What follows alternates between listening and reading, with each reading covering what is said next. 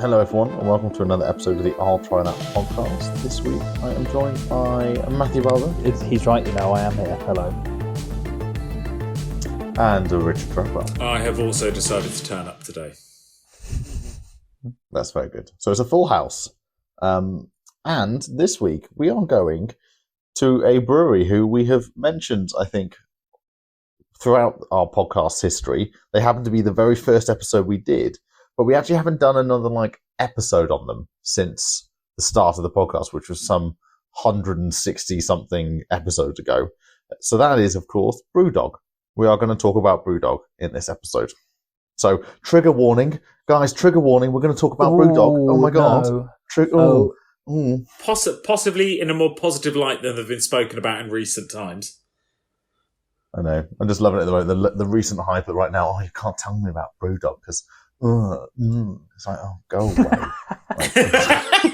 Sorry, I've got no time for anyone that's just like, BrewDog are bad, aren't they? It's like, all right, well, why do you drink beer from Carlsberg then?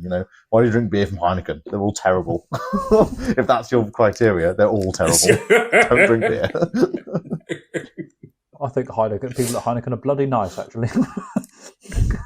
Yeah, and the Heineken Brewery Tour has been great fun.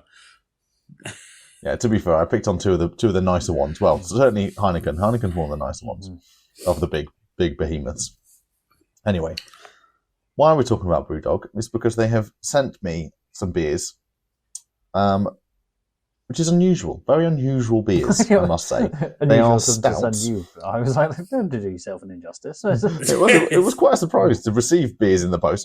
It was unsolicited beers in the post from BrewDog, so I was a bit surprised when they arrived. But I'm always happier to receive free beer. But anyway, BrewDog sent us beers, and they are the Tequila barrel-aged stouts named Twist and Shout. So we will get into that a bit later and unpack what's different about these beers. But Richard, I hear we have a hot topic for you. Yes. So with the ever-changing landscape of beer going out there, and we're pushing into people are still wanting to enjoy alcohol and have a healthy beverage, aren't they? Of course. Of course. Who does a healthy beverage? Healthy beverage. Like we've spoken about this. So we're going to talk about supposedly the world's healthiest beer. Oh, what's going to make it so healthy? Is it healthier than that beer from China that was saying that it was, or the study from that group from China that's saying that beer was healthy for you to drink and it's going to make your life better? Sponsored by the breweries of China. Yeah. Or Erdinger saying it was the beer to have after you've been and done some exercise. or during. Yeah. Isotonic sports drink. No Erdinger, it's a beer. Oh, look, I'm there. People pushing out some bold claims. But this is from Big Drop Brewing, who we've visited before, the non-alcoholic brewing company. Still one of my favourite pint glasses I have is from Big Drop, sitting in my store. And they have collaborated with Movember, which is the charity that makes you grow a mustache once a month. Not once a month, 1 year from. I'm trying to word it correctly now. You've misunderstood their mission, to be honest, mate. I thought they were just promoting mustaches. This explains a lot with your recent look. I thought the mustache was a bold and innovative look. No comment. No comment. Okay. Well, they've teamed up with Movember, which is there for them. It's the mental health charity for men. And they have created the supposedly the lowest calorie per pint alcohol that is out there. Any guesses for how many calories per pint? 111,000. 1,000. Since an average pint is about 200. You imbecile. Also, that's the kind of answer I would give. Yeah, well, no, the kind of answer you would give would be, it's more than 10. I think it's 111. 111? Joe, are you still sticking with 1,000? Yes, I always stand by my first, Okay. my I first answer. I admire the. Yeah. Got to go with the gut. Go with the gut. He changes for it's no man. it's 17 calories per pint. Get off. No, it isn't. I was closer. Sorry, to be fair. So Did we say it was non-alcoholic? non-alcoholic 0.5 ABV. Crikey. I was also referring to a sip. I wasn't thinking about a whole beer. Oh. I was talking about what the one And sip I was would... speaking per 100 mils. No.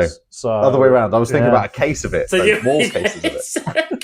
So it's 17 calories. And the whole The tank. whole tank is 1,000 calories. That's still really off. Oh, Christ. So they've created a golden coloured Citra IPA with the fewest calories.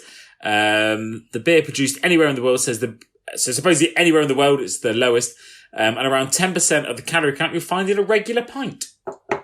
And it is Now, I always question so it's non-alcoholic. Yeah. Obviously, that makes a lot of sense because that's why it's got low calories, because it doesn't have to have the same fermentation process, the sugars and things which add calories to beer.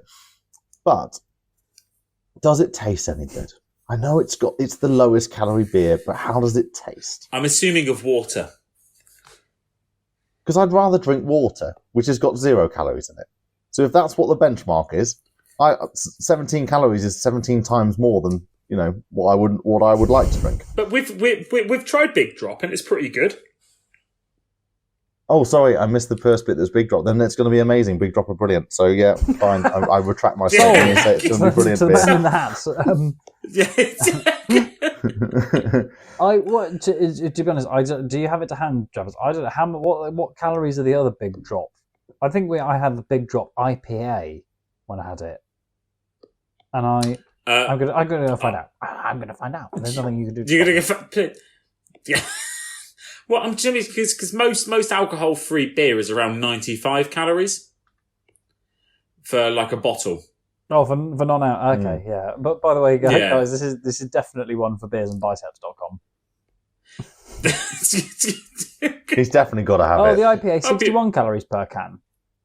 And actually, to be fair, that I remember thinking that like it is not as sufficient. Like, what's the word? It's not as established a taste as a non-alc, but I don't know. That 17 doesn't seem so low to me when I consider the other ones are 61 calories per can. Yeah, I get that. Yeah, but this is per pint. Yeah. So the cans will be even Oh, less. blimey. Technically. Okay. Yeah. Also, yeah. So this would be what? I mean, it'd be about 100 calories in a pint. I guess. Yeah, give or take. But That I is a suppose slightly what different story. Yeah, but I suppose what we need to look at is part of the money made from selling each can is going towards Movember, and they're looking at raising about 50,000 is what they would like to do Nice. to go towards it, which is really good. Yeah, so that's an admirable target. I love that because actually, it's Movember, as you guys probably have heard, is Close to the heart. a charity very close to my heart and keeps the lights on in this household. That's for sure. And I'd say that it's anything that helps with raising awareness. Two of my favorite things, my favorite charity and one of my favorite non-alcoholic beer company coming together. As Travis would say, I'm there for it. Up. 2 thumbs up. Winner. All right, so yeah, get out there, buy the beer, support a charity, and have a healthy beverage. Yeah, and watch those pounds just slide off. Slide off. You could drink it all day and you'll just lose weight. But sort of, why wouldn't you want a can with a mustache on it as well? That's an interesting one, It's actually. brilliant. 17 calories almost sounds to me like it's in like celery territory of like, does it actually provide fewer calories than it actually provides? Sorry, that came out. Right, do you burn more calories? You burn more calories drinking it than drinking it than you do? I don't know. They really ought to call it the celery beer then. Although to be honest, I don't think I'd want to drink a celery beer. Hey, we drank a cucumber beer, so anything's possible. It's not far off, is it? I suppose. No, yeah. Celery calories, 100 grams. Yeah, but with that cucumber beer, I lost weight after I drunk it because it all ran through me. So Interestingly, just for the record, there are 14 calories in 100 grams of celery. So it is going to be the healthiest beer in the world, but it is not going to be healthier than 100 grams of celery. So, to be honest, if you're going that specific with your calorie intake, there's a whole world out there. Like, go and enjoy it. Or, as I said before, just drink water. Yeah. No, Joe, stop it. Yeah, or are we saying Movember should team? I'd rather we recommend people eat a lot of 100 grams of celery instead of drinking water. Of course, you are all welcome to sign up to our celery podcast that comes out. It's not as regular as this one. It's only every 3 months. It's quarterly, the celery podcast. I think we need to start our own version of like brewery, like beer and biceps, like beer and nutrition, but all we basically advocate for is eating a certain amount of celery instead of... We could measure the beers in sticks of celery, couldn't we? A Guinness is 300 grams of celery. Oh no, it's going to be more like 4 pounds of celery. Yeah. It'll be the great celery. Oh my god! This is where we celebrate all things beer. So is in conclusion, are we saying Movember should have teamed up with Big Celery? Big celery. I'd love you to think there's like a big corporation of celery, in the background that's like of all pulling all the strings behind the world's problems. Yeah. It's Big Celery. Guys, watch out for Big Celery. They're all very thin and look slightly anemic. Big Celery. They'll go to bed really early. Big Celery. If you ever start talking to them, somehow you get like weird stringy things in your teeth. Yeah. I mean, they've nearly wiped out Big Rhubarb, haven't they? Yeah. Oh, you don't want to talk about the war between Big Celery and Big Rhubarb. Good. I think we've covered this hot topic now, haven't we? That was a pretty solid and reliable 12 minutes. We went 12 minutes. Yeah. Should we talk about this absolutely revolting stout? Yeah. All right. Let's elephant the room. So it's BrewDog. They are making a massive play into stouts at the moment. You might have heard a lot about their Black Heart beer. Oh, they were the guys that bloody footballer goes on about it, doesn't he? Oh, because he's got a podcast, and it's not as good as ours. I'm fine about it. It's cool. Peter Crouch can say what he likes. Bloody sponsored git.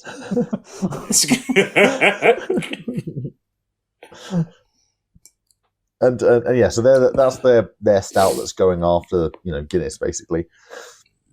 Which there was that one campaign actually that Jubel did, which I thought was absolutely hysterical. They basically, I think it was like 2 years ago, they had the idea of parking up on the walkway up to Twickenham. Mm-hmm. Basically, people have like these driveways, these houses, and they rent out their driveways basically for like brands to sell their products like as people are walking past. So you can buy like a straw hat on a sunny day. You can walk past and there's like people like barbecuing or something, so you can or whatever. But what Jubel did was they obviously set up and bought this person. Rented this person's driveway, set up their like Land Rover, bar thing that they have, and they were selling Jubel beers outside of it. Fantastic, really great. Year after, they went back to the same person and said, "Oh, can we rent your driveway again for it?" And they're like, "Oh, I'm afraid, sorry, someone's already rented it." And they're like, "Who?" Like, okay, well, can we offer you a bit more money? We're a small brand. Can we offer you a bit more money to do it? And they're like, "Oh, sorry, you're not going to be able to match these guys. It's BrewDog." And so BrewDog, same idea. Fair enough, not unlike BrewDog to take someone else's idea, claim it as their own. And they, they basically put up, and this was the big launch, because it's the Twickenham rugby crowd. It was the first time they were really launching in a big way. Black Heart, their stout, their Guinness killer, kind of beer, whatever. Anyway, what Jubel did is that they were like, fine, well, we're still going to turn up. And what they ended up doing is they parked up they couldn't have like their Land Rover van. They obviously didn't have the permissions. They didn't have any space to do that. So what they did is they brought a unused porcelain toilet and they put it down about 50 meters away upstream from the BrewDog one and the BrewDog site. And they put a little sign that said, "Drop your Black Heart in here and get a free Jubel." So that was brilliant. It was very good. Anyway, the BrewDog people came over and like having fun with it as well. They were like getting involved and like, whatever. So it was no hard feelings in that sense. But yeah, I just thought that was brilliant guerrilla marketing from Jubel, by the way. But anyway, it was any excuse to tell that story anyway, because it was brilliant. I thought that was so funny. But it's not Blackheart we're drinking, is it? It's sorry, that sounded really pointed. I didn't mean yes, we're not talking about that though, are we? Stay on topic, Joe. We're drinking. It is Twist and Shout, isn't it? I want to say Twist and Stout because guess what kind of beer it is? That would have been funny. That would have been better. I wonder if they misprinted the labels. But it's Twist and Shout Tequila Barrel Aged Stout, and I think the tequila. Do you know why they didn't do that? It's because there are so many beers called Twist and Stout. Oh, really? Yeah. Just Google it. There's loads of them. What's the one thing they couldn't palm off as them doing the first? Was it the Black Eyed Peas sang a song, but you wanna? No, it's Scream and Shout, not Twist and Shout. Yeah, you'll just be quiet. It's the Beatles, mate. They're a band from they were quite big. To be honest, the Beatles. Rich's reference for that is the Black Eyed Peas. Twist and Shout, the Black Eyed Peas. Oh, Jesus wept, man. To be fair, I actually thought it was Natalie. Didn't they also do that fantastic song called My Humps? Yeah, to be fair, I thought it was Natalie. I thought it was Natalie Imbruglia. I thought. I tried to pick the most obscure musician I could think of at the time, and Natalie Imbruglia came out. I think Natalie Imbruglia is a sound of a generation. Yeah, quite. I've still got many of her songs ringing through my ears. I listened to both Shiver and Torn just this morning. Actually, Torn is a great song. Torn is an absolute banger. Yeah. I really didn't think the conversation would go this way. Yeah, it's not every day you get to bring up Torn by Natalie Imbruglia. I tell you what's got me torn. Yeah, so back to beer. Twist and Shout. Love it. Right, Travis? What are your thoughts on this? What are you torn on this? Are you Natalie Imbruglia on this beer? I'm really enjoying it. I honestly didn't think I would enjoy it when I saw it, smelt it, looked at it, because it kind of just looks like tar. It's amazing that see it and looked at it are different things in your mind. Can you see what it tastes like? Or can you taste what it sees like, looks like, feels? Yes, for anyone wondering, it's 10.5%. Is it? Yeah, that might be why you're enjoying it so much. Oh God, it is 10.5%. Yeah, and that might also add to why it's like tar.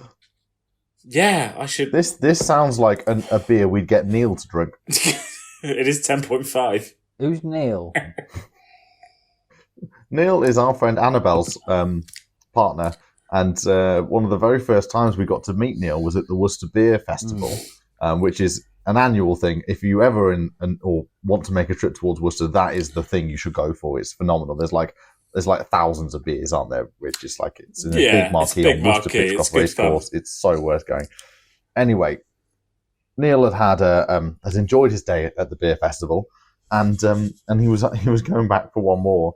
And it was quite early on in his and Annabelle's relationship, I must say. I want to say. I don't want to say I must say. I want to say. Anyway, the first time we were meeting him, and he was like, "What beer shall I get?" And we were like, "Oh, there's a really good one that's a 10.5%." A bit of a joke. And he was like, "Yeah, I'll go get that one." And Annabelle, and I think we just G'd him up because Annabelle really didn't want to have the 10.5%. We really amped him. Anyway, he got the 10.5 and thoroughly enjoyed himself. Yeah. So there you go. But yeah, no, I'm really enjoying this. I didn't think I would, since that I'm a recent, in the past year, convert to stouts and other darker beers. Yeah, no, it's smooth and really hitting the spot. It doesn't feel like a 10.5. I'm just quite happily swinging it. I could only have one. Why do we think that is? Why do we think that is? Like, why do we think it's smoother maybe sweeter than a normal. I respectfully disagree. I don't think it is that smooth, but it's because of the tequila flavor, right? Tequila it's got that real caramelly sweet. Smooth. Sorry, smooth. I take back the statement of smooth. It's not like smooth or creamy like a Guinness is. I agree. To be fair, it kind of is, isn't it? Smooth, but in a different way. It's not that kind of. There you go. I think I've covered it. No, it's kind of smooth, but I find it quite hard work. It's got that sweetness of the tequila. I think that's what I was driving at, though. I think that's what's different. You're right. This is why I was like, I kind of hyped it up to you boys in the way of I haven't tried a beer. I haven't had a beer like this. It's very true. And I think it still delivers on that. I've never had a stout or whatever. This is a unique tasting beer in my mind. It's still dark. I've had a dark roasted beer before, of course. Yeah. But I've never had one that's a tequila barrel aged. I don't think I've... And I think that's what's making it different. I don't think I've ever had a tequila aged beer. I've had the tequila beers, but not an aged aged beer. Like a Desperado. It's so much better than a Desperado. I've got a soft place for Desperados. I used to.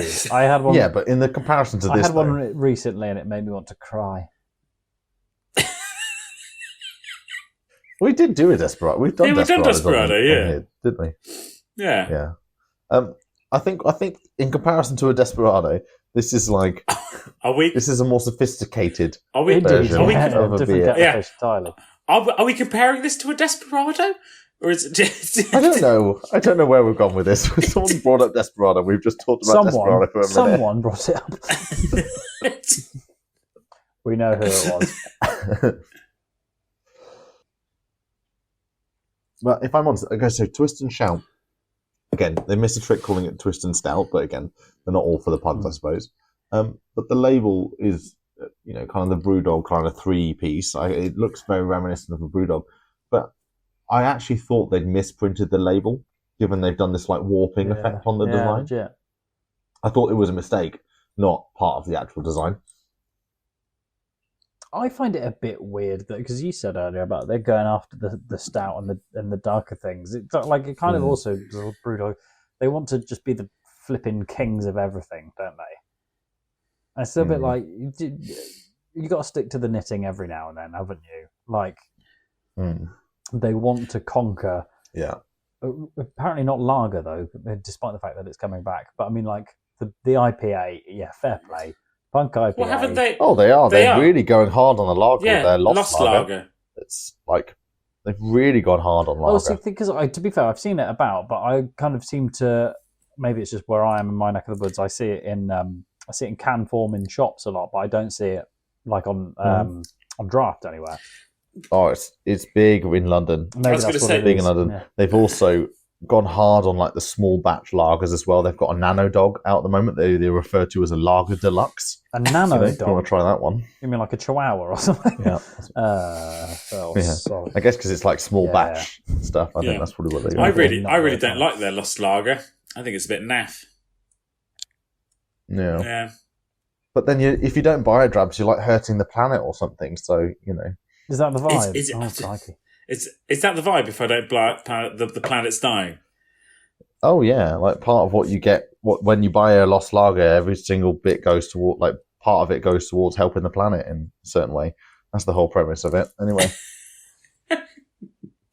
don't know the full details, but that's what they're positioning themselves as. I'm calling BS, but that's fine. That's fine. That's just one man's opinion. So they are on a kind of on the BrewDoggy news. They are really trying to push their expansion of their bars business. They want to triple it to 300 venues in a big expansion plan they've just released. They have the largest bar in London now. They have made that. They've made the largest bar in London. They are always getting into trouble. There's regular things they're getting into trouble with about their advertising, but that's part of it because they put an ad that gets blocked by the ad men, and then the government ad people, the agencies do that, the ad men, and then they do a follow up post to be like, apparently we aren't allowed to do this. Oh, You know, okay. so that's the whole part of their marketing plan and strategy. They have done. They did an amazing beer actually with Tony's Chocolonely Oh, yeah. collaboration. That white chocolate beer that was really good, but also because it's Tony's, and Tony's are phenomenal. Tony's Chocolonely are one of the best businesses in the world, in my opinion. You know, they're fantastic. I quite like what you were suggesting. You were almost suggesting there that with the advert, it's like, oh, we've been cancelled or something like that. It was like, have you been cancelled? Really? Yeah, you're not too far from the truth. This is what they won't let us say on TV. I'll start off. Sorry, but you can tell the 10.5% is hitting me. It's hitting you hard. So if you want to go to the biggest bar in London with secret rooms, a podcast studio, and a bowling alley, you can go to the BrewDog near Waterloo Station. That spans 26,000 feet over 2 floors, and a bar that has a bowling alley, a speakeasy-style cocktail bar, coffee shop, and podcast studio. Okay, among other facilities. So I feel like, are they worth a trip. Does BrewDog have a podcast, or are they just inviting other podcasts in? They do have a podcast, yes, but we don't. We don't want to take other people away. We don't talk about other people's podcasts. No. Hey, if we want to be on their podcast, of course, we're happy to do that. If you want to, that's fine. I mean, I'm going to put it out there. That's too big for a bar. And if BrewDog want to fight me on that, they can. Oh, yeah. But we want to do it over a podcast. That's it. I will mud wrestle anyone they've got. It's quite funny in the cadence of these. I'm on Independence, like BrewDog News kind of story, like reel or whatever you call it, like a vidiprinter news stream. Yeah. Vidiprinter is from the 1990s. But I've said it anyway. And it basically goes like BrewDog's largest ever, opens the largest ever biggest bar in London. Next article is like BrewDog shuts 6 bars because of soaring energy prices. One of them being these London ones. So I've got good news and bad news. They've got a massive bar, and they can't run it. So they've closed the bar down. No, they shut it for a little while because of soaring energy prices during that time when we didn't have any energy in this country. So we all had to pay the bill, but the energy companies were getting bailed out by the government. #political. That's a different podcast, and you know it. Yeah, that's our other political podcast, the political landscape one we run. Oh, it's been going off this week, isn't it? About the 10.5 now. Yes. I know what Neil was on about. Separate note. I am not one who partakes in this, but is this a beer? I could almost envisage having this beer, twist and shout, beer in one hand, cigar in another. Is that a thing? Do we think maybe? Yeah, I could see that. You've got it. That's definitely a thing. I think that's definitely a thing. Whether it's something I would partake in, I don't think so, but that is definitely a thing. Because I know it's tequila, but it's almost like it's got that kind of liqueur feel, hasn't it? It's meant to. I always thought it was meant to be brandy in a cigar, isn't it? But thick is the word, definitely for this beer. It's like, you need a knife and fork to drink this. It's more that, if I'm honest, the cigar would cut me up. I think I would be coughing no end. It would not be a pretty sight. When you've got those envisages of back in the day of old smoking advertising, it was like showing the sexy smoking, all that kind of nonsense. Smelling like crap is really attractive. Whereas actually, put me into that advert scenario. Exactly. Put me into that advertising scenario. I'm just coughing constantly. That's not what you'd want to put out.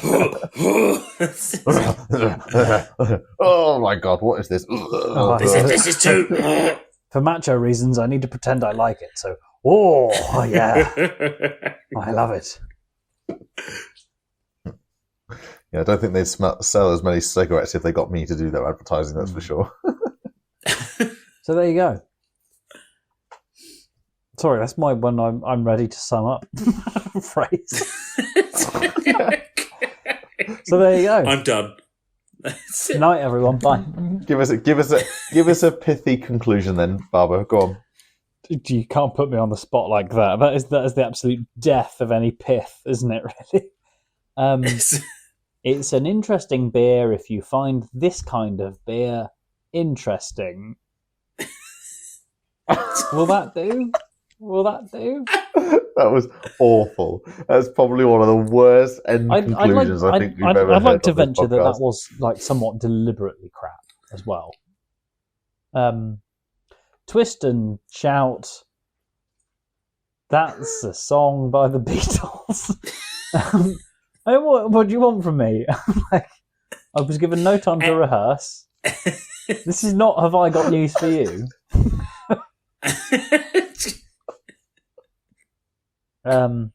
Who else has got some pith they'd like to venture?